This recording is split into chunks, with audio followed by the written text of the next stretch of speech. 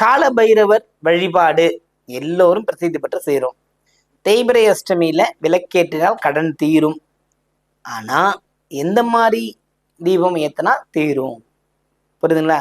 இந்த 19 அப்படியே கடா விளக்கு மாதிரி ஏற்றி விட்டுட்டு அங்கே புகை மண்டலத்தை உருவாக்கி விட்டுட்டு இருந்தா பலன் கிடையாது. அந்த விளக்கு அப்படி நின்று நிதானமா அழகா எரியும்.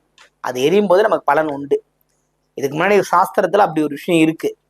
தீபம் ஏற்றி வச்சுட்டு ஒரு பதில் வாங்கி சொல்லுவாங்க, குறி சொல்ற மாதிரி. ஒரு தீபம் எரியும் போதே உங்களுக்கு என்ன பதில் இருக்குன்றத அங்க தெரிஞ்சிடும்.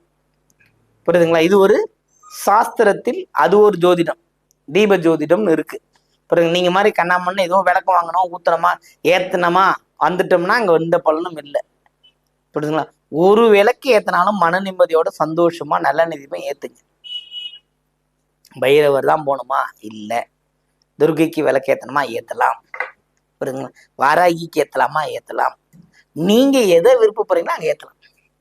இதுதான் ஏத்தணும் அதுதான் ஏத்தலாம் கிடையாது. ஆனா வாராகி போய் டச் பண்ணும்போது என்னன்னா அந்த டைமிங் கீப் அப் பண்ணணும். நான் காலையில ஏத்தனா காலையிலேயே போய் ஏத்திட்டு வரணும், மாலையில ஏத்தனா மாலையே போகணும். மாத்தி போய் கன்ஃபியூஷன் ஆயிடக்கூடாது. புரியுதுங்களா? தேய்பிரை அஷ்டமி வழிபாடு கடன் தீர்க்கும் வழிபாடு. கடன் இந்த கடன் மட்டும் இல்ல, பிறவி கடன் பிறவி சாபம் தீர்க்கின்ற வழிபாடு பைரவரிடம் இருக்கிறது. அவரை பார்த்து வழிபடும் போது மிகவும் சிறப்பை தருகின்ற வாழ்க்கை அமையும்.